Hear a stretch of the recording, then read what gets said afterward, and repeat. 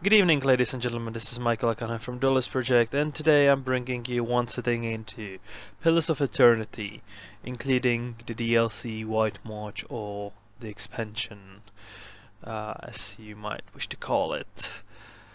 Before we have a look at what is of Eternity about, let's have a look at the options menu. Before I even start, it's a classic style RPG game, so the option menu will reflect it, and I'll go explaining as we go on. So let's start with game options, and you can see a lot of languages available. Loot area radius, voice frequency, quite a lot of interesting settings. Difficulty, you can add more difficulty, unrestricted stash, knockout, show qualifiers. Yeah, a lot of extra difficulty settings, which is good. On top, the things you want to set. Auto pause, graphics. I'm kind of limited by my own screen because, well, it doesn't support like that. More. So yeah, and I'm not even sure that my monitor can even do that. I mean, it's kind of old one, yeah. So yeah, graphics quality. I'm on medium, so uh, cannot do ultra because my graphics card would burn. Yeah, let's leave that alone. Voice settings, and yeah,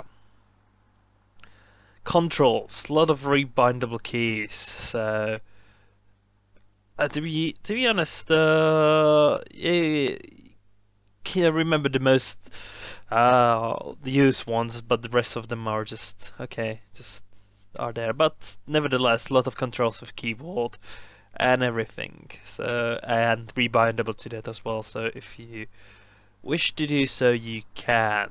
Let's have a look at the new game. Yeah, let's go for a normal mode, and yeah. Okay, as I said, it is uh, the Pillars of Eternity is a classic style RPG, and it's been released in 2015. Sorry, not 515, by Obsidian Entertainment and Paradox Entertainment. And I know that I'm doing the video quite late, but I was kind of waiting for the White March to come out completely. Though I wanted to do kind of wanted to do it straight away, but decided to go to wait for the White March. I mean, it's really good game. So the storytelling's really interesting. So and there is lot of in linking. So let's go for the usual character setup.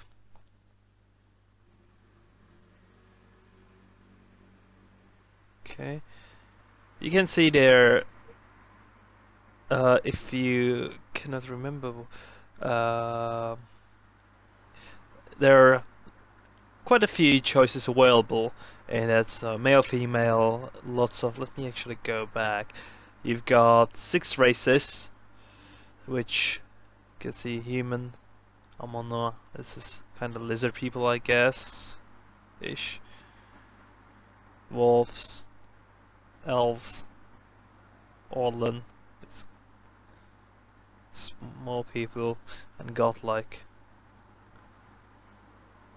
So yeah, and you have a subclasses for all of them. They've added a couple more, I think, godlikes since the beginning, so there is actually more stuff in the game than when it released, which is good. And it can be done, I mean, probably blamed, or it's probably caused by the popularity, because it's got quite good ratings. So let's go for Paladin. And you can see that the equip changes. Okay, Barbarian. The equip changes the starting equip, but it's not that different for most of the classes. And the best thing is there is a lot of backstory for each of the classes, and you can see the favorite dispositions: cruel, aggressive, benevolent, and yeah.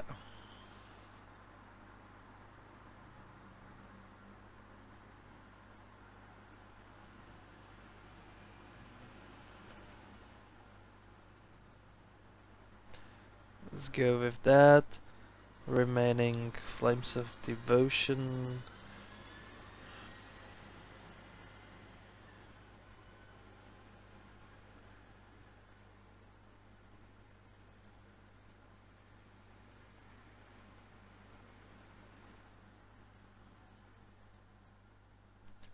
Let's go 13 and go for extra health.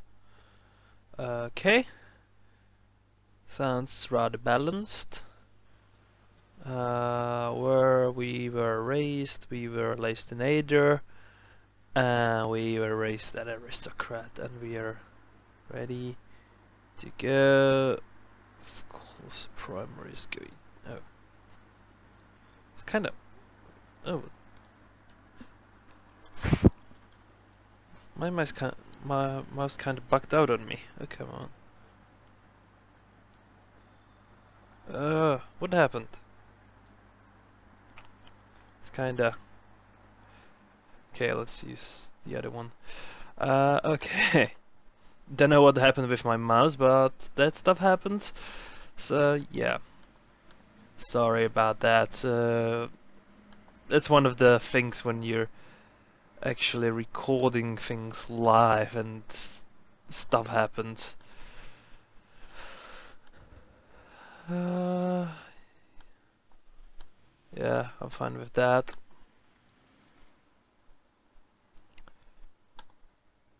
And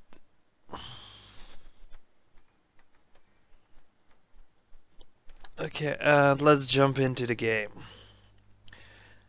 As you can see, there was quite a bit of customization available, and most of the things have actual impact on the game. So yeah, now we're into the game with the caravan and everything. I'll see if my second mouse doesn't work, so I'll have to do this thing on the drawing tablet, so it's going to be fun.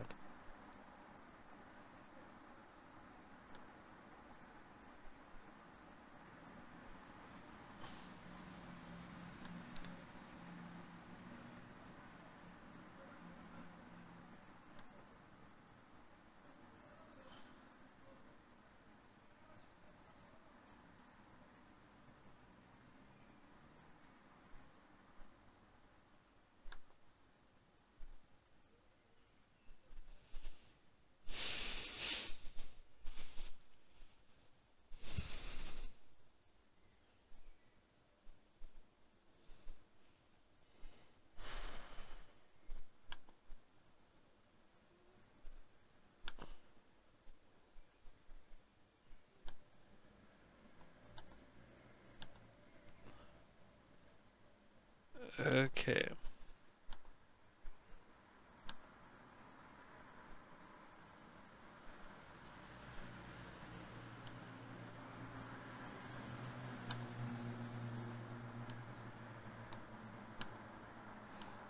Okay, we get two characters. Okay, as you can see, it plays pretty much like Bardolph's Gate. It's got the same setup and everything, so you get the controls are pretty simple. So if I go to the character sheet, it's one of the standard D&D sheets. Pretty tells you much everything you need. Elapsed time 1 day, 40 minutes. What's that? Okay, it's probably since something. Favorite personal. What we do here, and same about Kalisha. So yeah, here are some basic skills and everything. So and the trading. So yeah, I got giant miniature space piglet and guns pledge. I think I got these as a rewards for something. So you can see I got 100 gold and pretty much nothing better I could afford. So let's go with that. So actually, let's actually show you some how the combat works.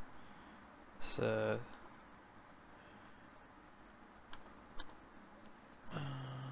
was it this way? And if I hit a map, it's placed virtually like any standard RPG or old style RPG or Baldur's Gate style RPG you've ever played. So yeah.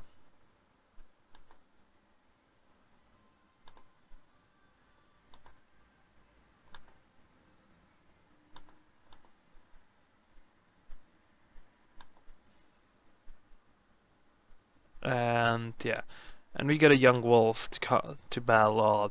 I went to for a melee cause that I actually won't lose the fight straight away. You can see there is a timer on the attacks, and yeah, we beat the wolf.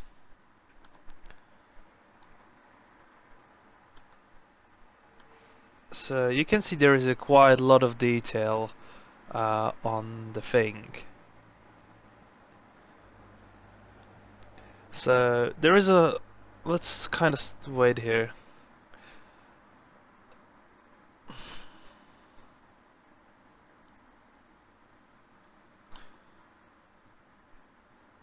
Someone tried to poison me. As you can see, there is a variety of dialogue available. So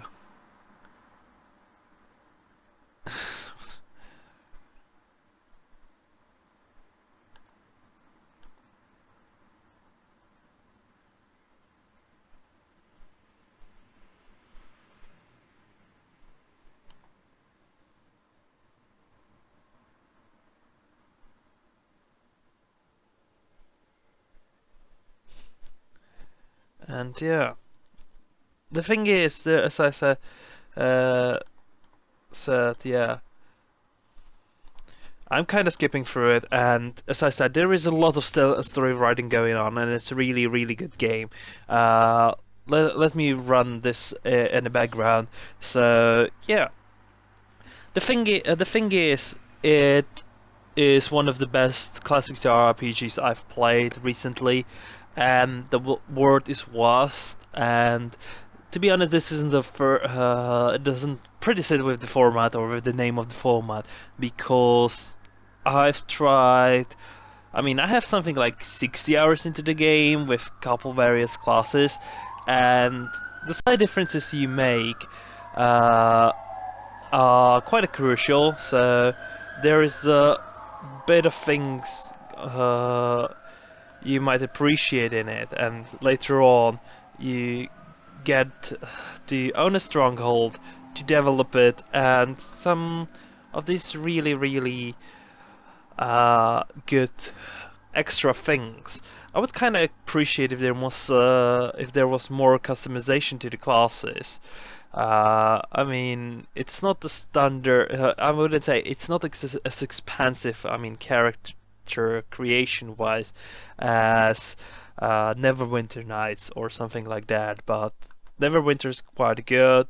But Pillars of Eternity have much, much better storytelling, and the only thing I mean, I cannot pretty much show it on the video because I would be ruining the narrative for anyone who listens to this. And yeah, and the best way is would be go and get it. I think it's currently available still for £35 or your regional equivalent, even though it was released last year, but nevertheless it shows its popularity, and it's one of the best pieces out there.